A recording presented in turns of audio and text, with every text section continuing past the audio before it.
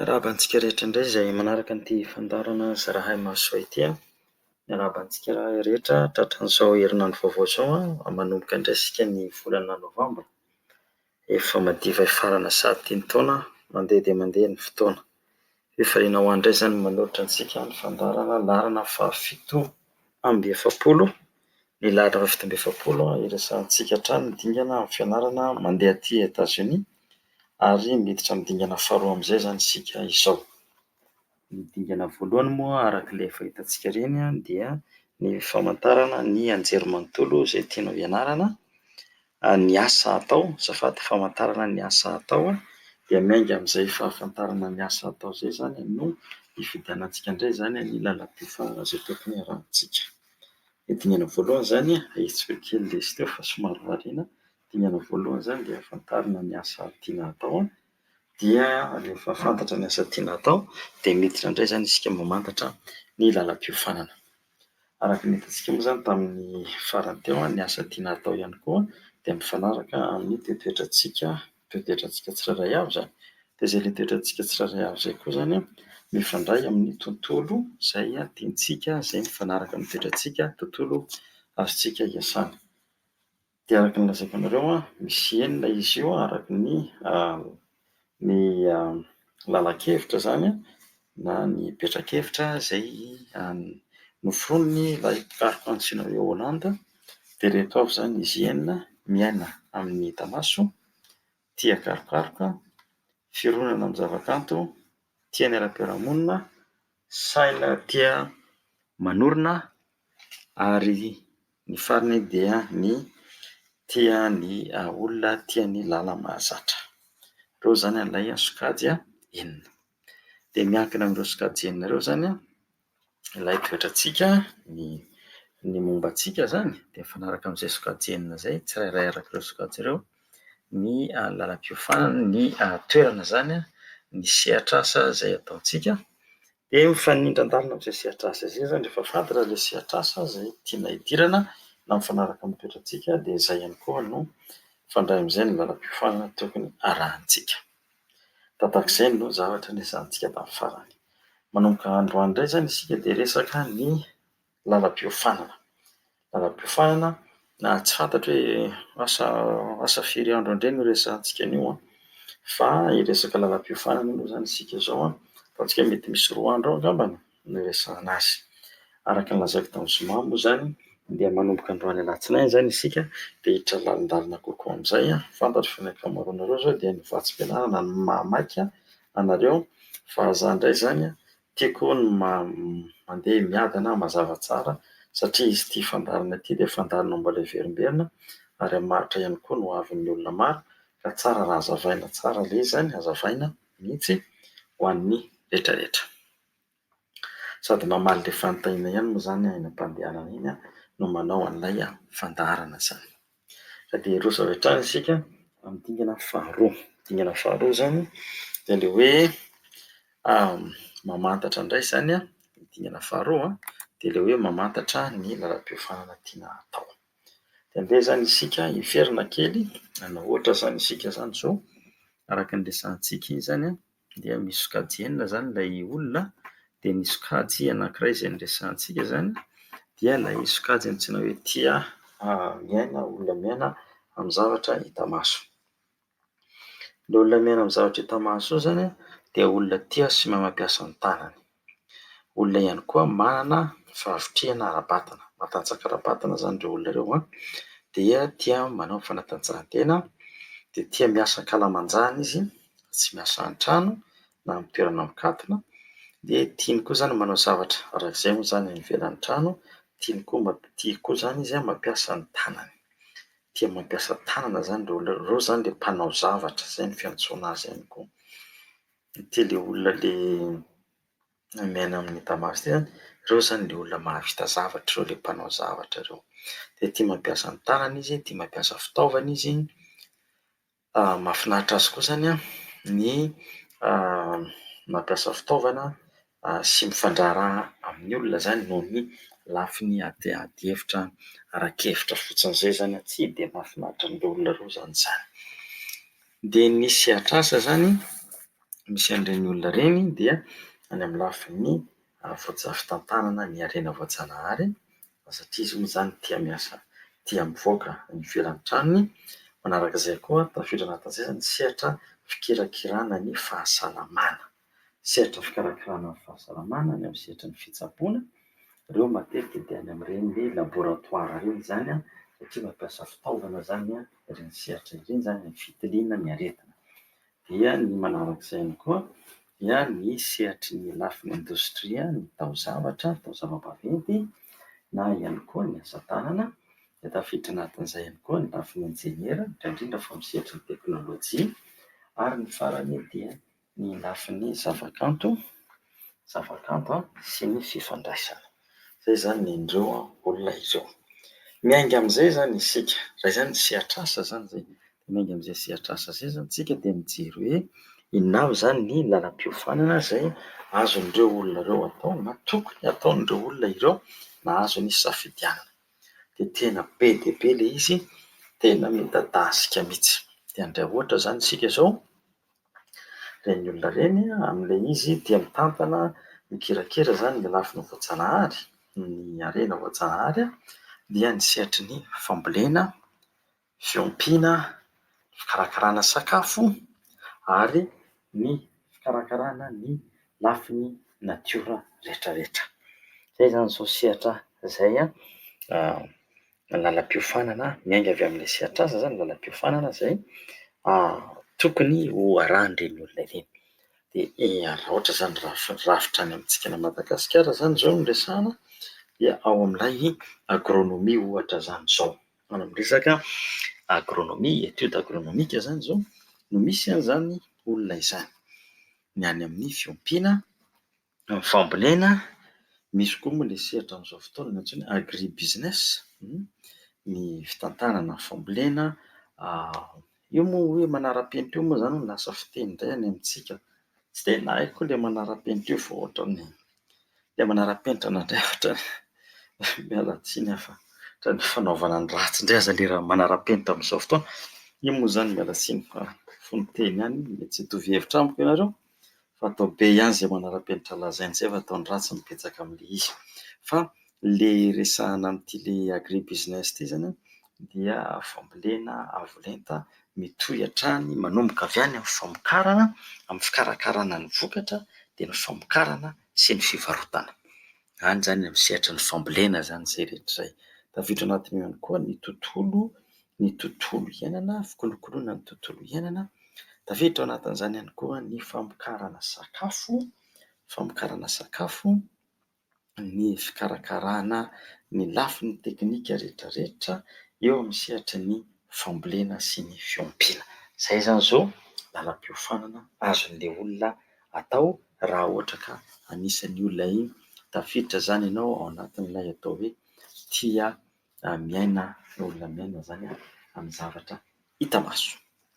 Dia sehatra anankiray izay. Sehatra anankiray koa raha jerentsika ho an'ireo olona ireo ihany koa izany dia ny lafin'ny fahasalamana. Ka ny lafin'ny fahasalamana resahantsika eto izany dia tsy tena any amin'ilay hoe mpitsabo loatra fa any amin'ny lafin'ny laboratoara, any amin'ny lafin'ny fitiliana ny aretina, any amin'ny lafin'ny fitiliana aretina, any amin'ny lafin'ny famoronana fitaovana hitsaboana, amin'ny lafiny tafiditra anatin'izay koa ny lafin'ny fanamboarana fanafody.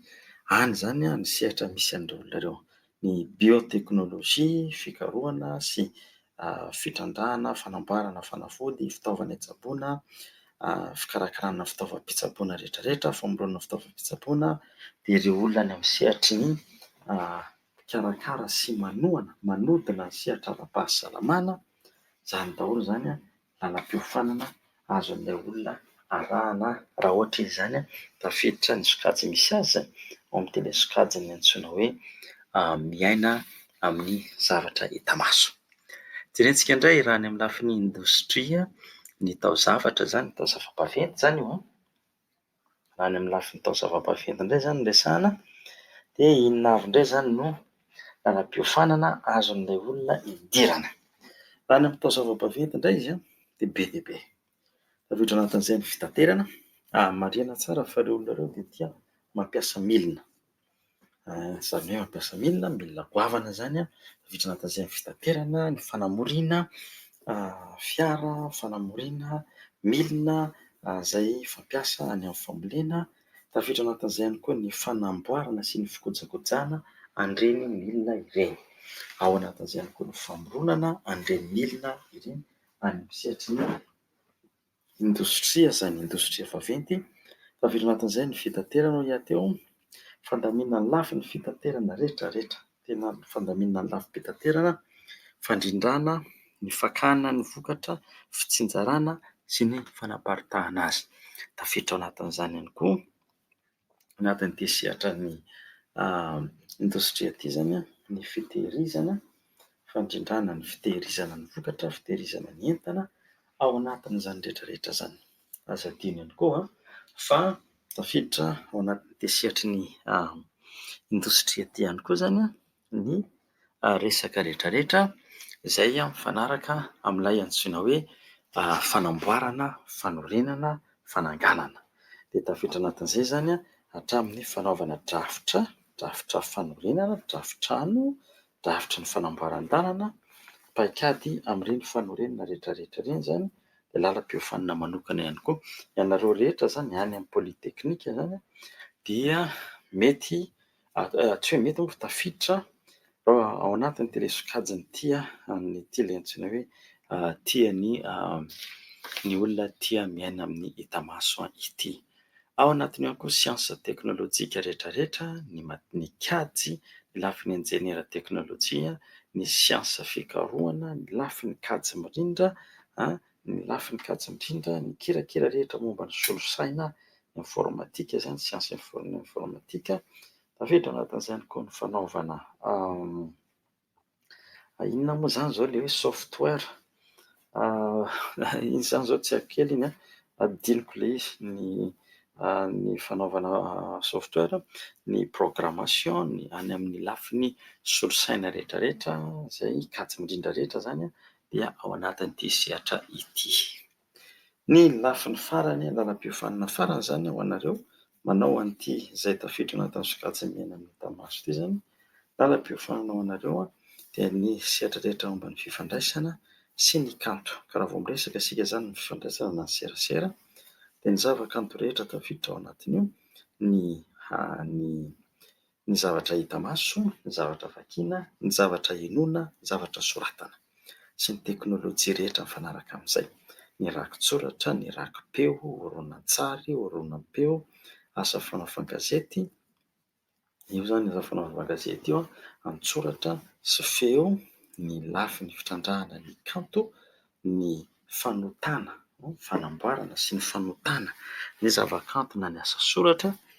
Izany rehetra izay ao anatiny ary indrindra indrindra izany ilay antsoina hoe information technologie, information technologie, izany hoe fampiasana ny fampielezana, ny fitrandrahana, ny fampitana ny fahalalana, ny vaovao sy ny zavatra rehetra ifanakalozan'ny fahalalàn'ny olombelona.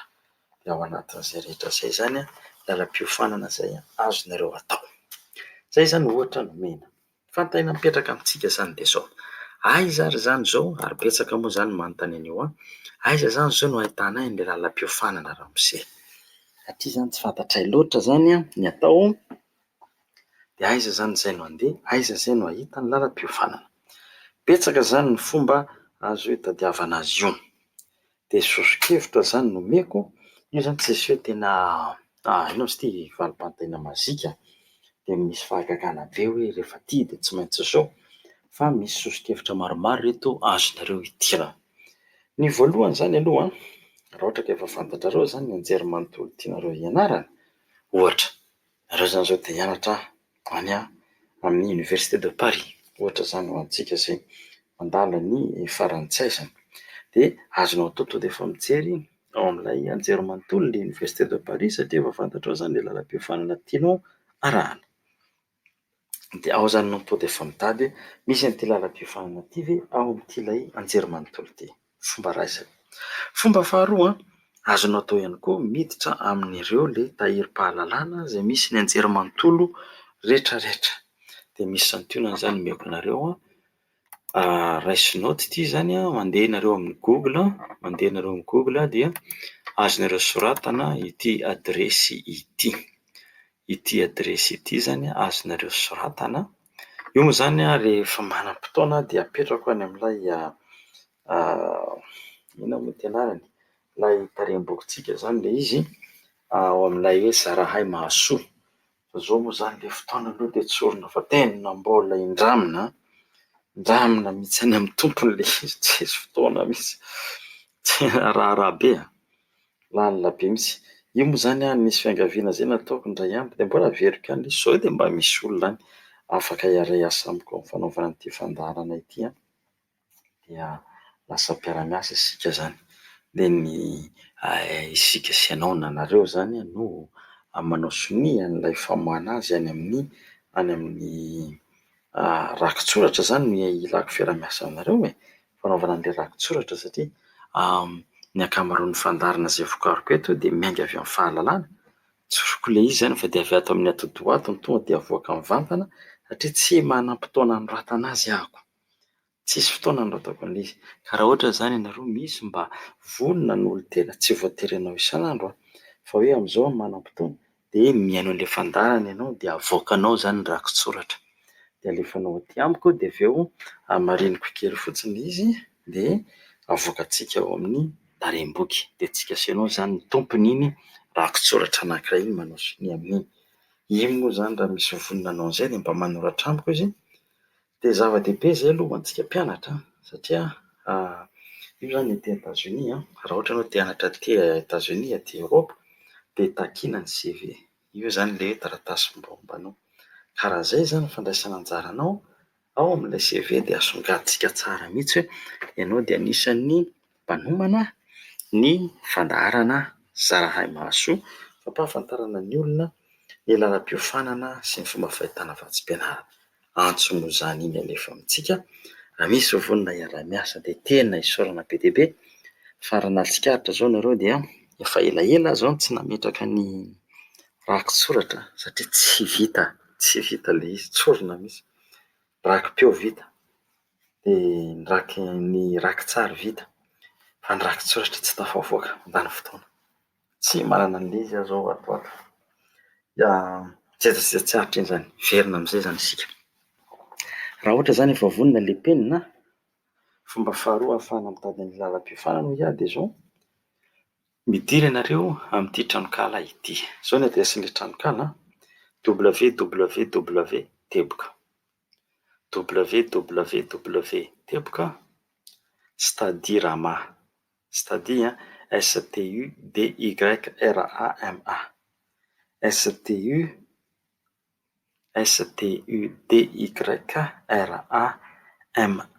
Stadirama. Io zany ny anankiray. Teboka.com, Stadirama Teboka.com. Dia tsipika mandry aorianan'ilay tsipika mandry dia misy an'ilay hoe international. Stadirama Teboka.com international, tsipika azafady, tsipika mandry international. Dia rehefa ataonareo zany dia hitanareo ao fa amin'ny teny frantsay izy io amin'ny teny frantsay io tranokala io. Dia hitanareo misy fanazavana be dia be momba ny fomba fianarana aty ampitan-dranomasina dia ny lalam-piofanana, fitadiavana ny lalam-piofanana misy hitanareo ao izay rehetrarehetra izay. Be dia be ao, misy hatramin'ilay hoe au pair. Io zany efa maro ny mandefa email aty amiko hoe fa ao misy fanazavana an'izany au pair izany koa, fanazavana ny stage ao, fanazavana ny asa ao, be dia be.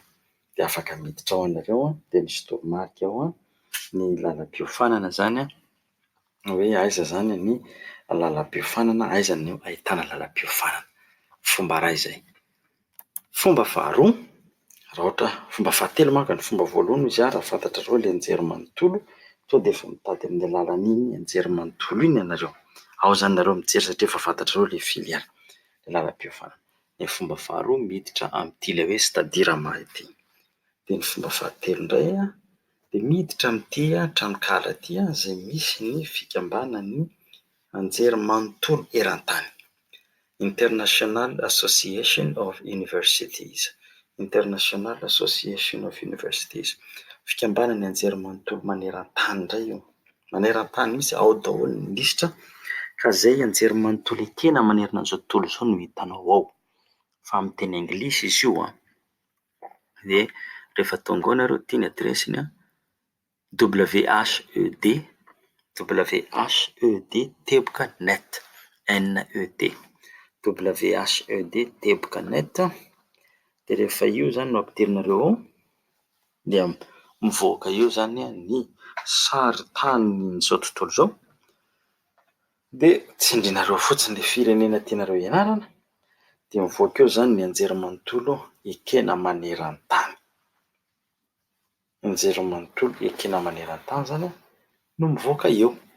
Dia eo ianareo zany mijery na misy koa ery amin'ny sisiny ery azonareo atao ao ilay firenena dia mivoaka eo ny apetrakareo hoe izao ny lalam-piofanana dia avoakanao zany lisitry ny anjery manontolo misy an'izay lalam-piofanana izay. Zay dia mbola misy lisitra hafa koa azontsika avoaka rehefa vita ny rakitsoratra dia omeko anareo fa jerenareo any amin'ilay rakitsoratra ilay izy. Ny farany raha ohatra ianareo zany te hianatra aty Etazonia indray satria izay moa zany ilay fandaharana ity.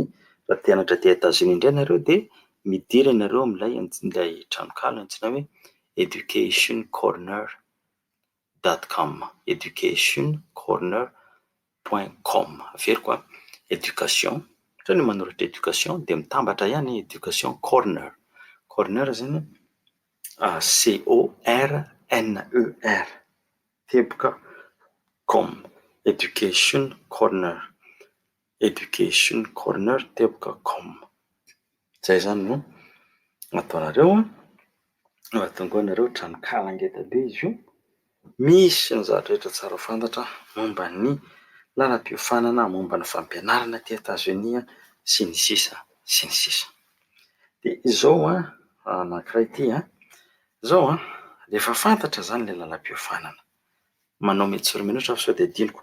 Rehefa fantatra zany ilay lalam-piofanana, rehefa fantatrao io lalam-piofanana io dia ny zavatra atao zany manontany olona izay nanao an'iny lalam-piofanana iny, na mamaky boky momba an'iny, na mitadiava lahatsoratra momba an'iny ary indrindra isika izay mampiasa an'itony tranokala, mampiasa an'ity ilay tsy tranokala, mampiasa an'ity ilay Facebook ity. Za dia mampirisika anareo ampiasao amin'ny raha manjary ny Facebook. Ataovy amin'izay hahaveloman-tegna sy hampandrosoana ny tegnanao. Dia midira mpikambana amin'ilay lalam-piofanana ao amin'ny Facebook ianao dia hitanao ao ny ady-hevitra fanaon'ny olona amin'izany lalam-piofanana izany. Ohatra raha ohatra izany ianao te hanao ny lafiny fambolena na hoe fiompiana zany agri-business dia mitadiava ianao amin'ny Facebook eo groupe-ny agri-business dia miditra ao namany ireny olona ireny mpikambana ao ianao dia hitanao ao ny resaka ataon'ny olona, hitanao ny karazana asa ataony, fantatrao koa ny toerana hiasana, ny sehatra hiasana, ny toerana andehanana mianatra. Mety koa aza mety misy lisitra na afa-tsy-pianarana mivoaka ao anatiny. Zay zany nanaovana azy fa tsy ilay Facebook ilay asiana sary dia miandry anao j'aime. Firy ny j'aime niany? Rehefa tsy misy j'aime niany dia kivy be. Ny hahavelona zany tadiavintsika ampiasana an'io raharaha io. Eny tsara koa aloha mba misy zavatra mahafinaritra fa ilay mahafinaritra iny efa misy isan'andro iny zany, fa ny hahavelona no ilantsika an'ilay messenger na ilantsika an'ilay Facebook zany. Zay zany no torohevitra azoko omena momba an'ilay fitadiavana an'ilay lalam-piofanana. Fidiniko indray mandeha ilay izy. Rehefa fantatrao zany ilay lalam-piofanana dia manana safidy zany ianao maromaro hitadiavana azy. Fa alohan'ny hitadiavanao an'ilay lalam-piofanana dia averiko ilay nolazaina teo, midira ianao mitadiava, manontany olona izay nanao an'iny lalam-piofanana iny na miasa manao asa mifandray amin'iny lalam-piofanana iny dia maka hevitra amin'izy ireo, manontany azy ireo hoe inona avy moa zany no atao amin'io olona miasa amin'io sehatra io. Dia mba ahafantaranao zany hoe ireto avy zany kay ny fiveloman'ny olona ao, izao ny zavatra atao ao, dia fantatrao zany ilay izy dia mahalala ianao ity zany ny sehatra tena tiako hidirana. Zava-dehibe mihitsy izay.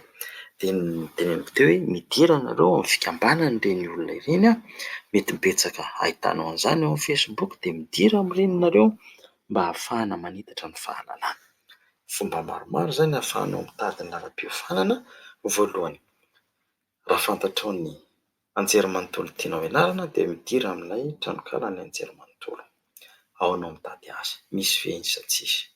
Faharoa, azonao atao miditra amin'ilay tranokala. Santionana hoy ireto nomeko ilay hoe Studirama indray dia ao zany ianao studirama.com dia afaka mahita ny lisitra ianao amin'ny firenena maneran-tany. Dia ny manaraka koa azonao idirana ilay fikambanana maneran-tany, fikambanan'ny anjerimanontolo maneran-tany, International Association of Universities. International Association of Universities dia ny tranokalany WHED.net. Na koa ianao miditra any amin'ilay antsoiko hoe educationcorner.com. Educationcorner.com ahitanao azy ihany koa. Dia ny adiniko, ny fahaefatra farany adiniko ny teny azy midira ianao amin'ny Campus France. Campus France, raha ohatra ka any Frantsa zany tena mahaliana be anao dia midira ianao amin'ny Campus France. Dia ao amin'ny Campus France io ianao afaka mahita ny lisitra ny lalam-piofanana misy ao la Frantsa, dia amin'ny firenena frantsay zany. Zay zany no ny dingana faharoa. Rapitso indray isika talata, mbola dingana faharoa ihany no iverenantsika satria mbola misy fanampin'ny fanazavana azo atolotra momba izay, fa dia tapitra hatreo aloha zany ny fandarana androany fa efa tapitra ny lerantsika. Dia mankasitraka sy mankatelina anareo naharaka hatramin'ny farany. Marary fahombiazana ho antsika rehetra mandritra n'ity tontolo andro ity sy ity herinandro vaovao izay misokatra ny men'Andriamanitra antsika ity. Mankasitraka tompoko lahy, mankatelina tompoko vavy. Laharana fandarana laharana faha 17 no nenontsika teo dia ilay hoe dingana faharoa andeha hianatra aty Etazonia na fianarana rehetra amin'ny anjerimanontolo. Izany dingana faharoa izany dia mitondra ny lohateny hoe mitady anjerimanontolo ianarana, mifandray amin'ny lalam-piofanana izay tiana atao. Mitady an'ilay anjerimanontolo izany ianarana mifanaraka amin'ilay lalam-piofanana tiana atao. Mitady ilay lalam-piofanana ianarana mifandray amin'ilay anjerimanontolo izay mifamatotra ihany koa amin'ilay asa atao. Dingana faharoa, fantaro ny lalam-piofanana tianao atao. Ny hetsika asa ho an'i Madagasikara no nanomana ny manolotra ny fandarana, ary ny tenako Dr Jean-Luc Raveloarmisy kosa no nanolotra azy ho antsika mpiaino. Miarahaba ny zo antsika rehetra, misaotra ny teknisianina izay nampita ny feo tany amintsika. Misy adino aty amin'ny farany voatabia. Ny vaovao tsara dia izao efa tafakatra ao amin'ny YouTube avokoa ny horonan-peo rehetra hatramin'ny nanomboantsika tamin'ny volana aogositra. Fa tafakatra ao ilay izy misy horonan-peo 620 zany izao horonan-peo 620 ao amin'ny YouTube. Ny fomba ahitanareo azy, tadiavinareo fotsiny amin'ny YouTube ny anarako Joël Luc Raveloarmisy. Joël Luc Raveloarmisy izay fotsiny tadiavinareo amin'ny YouTube. Na azonareo atao Google io anarako dia ataonareo YouTube dia hitanareo Joël Luc Raveloarmisy.